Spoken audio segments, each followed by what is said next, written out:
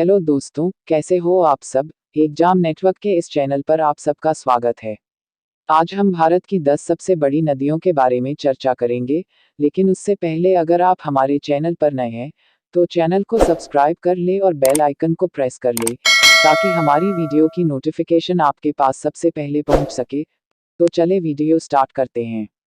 भारत में हिमालय और प्रायद्वीपीय नदियों का विशाल नेटवर्क है और इसे नदियों की भूमि के रूप में भी जाना जाता है। भारत में नदियों के किनारे कई प्राचीन सभ्यताएं पनपी हैं।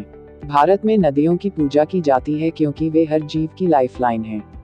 भारत की 90% नदी बंगाल की खाड़ी से जा मिलती है और शेष अरब सागर में चली जाती है। उनकी उत्पत्ति के स्रोत के अनुसार भारतीय नदियों को हिमालयी नदियों और प्रायद्वीपीय नदियों के रूप में वर्गीकृत किया गया है।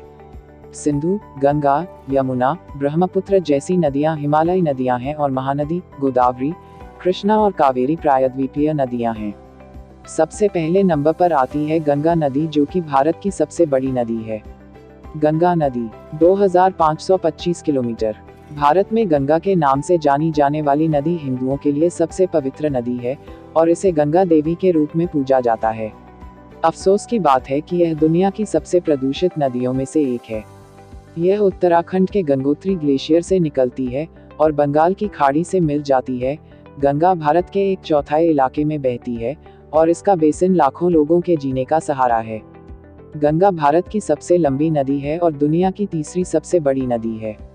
इस जल निकाय के अंतर्गत आने वाले राज्य उत्तराखंड, उत्तर प्रदेश, बिहार और पश्चिम बंगाल हैं। गंगा का अंतिम भाग बांग्लादेश में समाप्त होता है।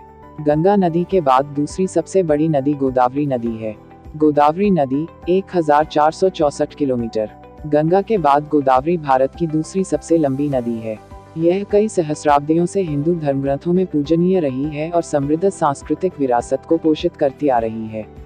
गोदावरी दक्षिणी भारत की सबसे लंबी नदी है और इसे दक्षिण गंगा के नाम से भी जाना जाता है। यह नदी महाराष्ट्र के त्रयंबकेश्वर, नासिक से निकलती है और छत्तीसगढ़, तेलंगाना और आंध्र प्रदेश से गुजरती है और बंगाल की खाड़ी में गिर जाती है और 1450 किलोमीटर से अधिक की लंबाई को कवर करती है। यमुना नदी 1376 किलोमीटर। यमुना नदी गंगा की सबसे लंबी सहायक नदी है। यमुना की उत्पत्ति उत्तराखंड के उत्तरकाशी में बंदरपूंछ चोटी पर यमुनोत्री ग्लेशियर से हुई है। यह उत्तराखंड, दिल्ली, हिमाचल प्रदेश, हरियाणा और उत्तर प्रदेश राज्यों में 1376 किलोमीटर की दूरी तय करती है। नर्मदा 1312 किलोमीटर। नर्मदा नदी, जिसे रेवा भी कहा जाता है, प्रायद्वीपीय भारत की सबसे बड़ी पश्चिम में बहने वाली नदी है। नर्मदा की उत्पत्ति मध्य प्रदेश के अमरकंटक पर्वत से होती है। यह भारत की 7 पवित्र नदियों में से एक है और इसका उल्लेख हिंदुओं की विभिन्न प्राचीन लिपियों में किया गया है। 1300 किलोमीटर से अधिक की दूरी तय करने के बाद यह नदी अरब सागर में विलीन हो जाती है। कृष्णा नदी 1300 किलोमीटर। कृष्णा नदी, जिसे कृष्णावन भी कहा जाता है, की उत्पत्ति महाराष्ट्र के महाबलेश्वर के पास पश्चिमी घाट से हुई है। यह भारत में सबसे महत्वपूर्ण प्रायद्वीपीय नदियों में से एक है, जो महाराष्ट्र, कर्नाटक, तेलंगाना राज्यों से होकर गुजरती है और अंत में आंध्र प्रदेश में बंगाल की खाड़ी में मिल जाती है। सिंधु नदी 1114 किलोमीटर। सिंधु नदी प्राचीन सिंधु घाटी सभ्यता का जन्मस्थान है और एक बहुत बड़ा ऐतिहासिक महत्व रखती है। इस महान नदी के नाम पर हमारे देश का नाम भी माना जाता है।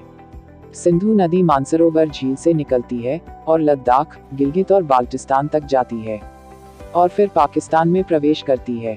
भारत और पाकिस्तान के बीच सिंधु जल समझौता भारत को सिंधु नदी द्वारा लाए गए कुल पानी का 20% उपयोग करने की अनुमति देता है। सिंधु नदी की कुछ प्रमुख सहायक नदियों में काबुल नदी, झेलम, चिनाब, रावी, ब्यास और सतलज नदी शामिल हैं। सिंधु नदी की कुल लंबाई 3180 किलोमीटर है। हालांकि भारत के भीतर इसकी दूरी केवल 1114 किलोमीटर है। ब्रह्मपुत्र 916 किलोमीटर। भारत की प्रमुख नदियों में से एक, ब्रह्मपुत्र की उत्पत्ति तिब्बत में हिमालय के एंसी ग्लेशियर से हुई है।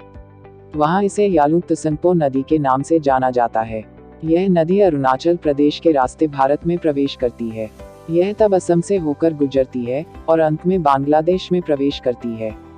ब्रह्मपुत्र डेल्टा 130 मिलियन लोगों का निवास है और नदी के द्वीपों पर रहने वाले 6 लाख लोगों का निवास स्थान है। और इस नदी को असम की जीवन रेखा के रूप में जाना जाता है। महानदी 890 किलोमीटर। महानदी संस्कृत के दो शब्दों महा और नदी का एक यौगिक है जिसका अर्थ है महान नदी। यह नदी छत्तीसगढ़ के सिहावा पहाड़ों में निकलती है और उड़ीसा राज्य से होकर बहती है। महानदी नदी भारतीय उपमहाद्वीप की किसी भी अन्य नदी की तुलना में अधिक गाद जमा करती है। दुनिया का सबसे बड़ा मिट्टी का बांध हीराकुंड बांध का निर्माण उड़ीसा में संबलपुर शहर के पास महानदी नदी पर किया गया है। हीराकुंड बांध के पीछे 55 किलोमीटर लंबा हीराकुंड जलाशय है जो एशिया की सबसे लंबी कृत्रिम झीलों में से एक है। कावेरी 800 किलोमीटर। कावेरी तमिलनाडु की सबसे बड़ी नदी है। कावेरी कर्नाटक के कोडागु जिले के तालकावेरी में पश्चिमी घाट की तलहटी से निकलती है। यह नदी कर्नाटक और तमिलनाडु राज्यों के माध्यम से एक दक्षिण पूर्वी दिशा में बहती है और बंगाल की खाड़ी तमिलनाडु में मिल जाती है। कोडगु पहाड़ियों से दक्कन के पठार तक की अपनी यात्रा के साथ कावेरी नदी श्रीरपटना और शिवानसमुद्र में दो द्वीप बनाती है।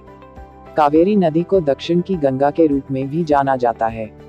ताप्ती नदी 724 किलोमीटर। ताप्ती नदी ताप्ती प्रायद्वीपीय भारत में उत्पन्न होती है और मध्य प्रदेश, महाराष्ट्र और गुजरात से होकर अरब सागर में मिल जाती है। यह भारत में केवल 3 प्रायद्वीपीय नदियों में से एक है जो पूर्व से पश्चिम तक चलती हैं। ताप्ती नदी मेलघाट के जंगल में वन्यजीवों का पोषण और समर्थन करती है जो अपने समृद्ध वनस्पतियों और जीवों के लिए प्रसिद्ध है। तो ये थी भारत की 10 सबसे बड़ी नदियाँ। हम आशा करते हैं कि आपको हमारा यह वीडियो पसंद आया होगा। धन्यवाद।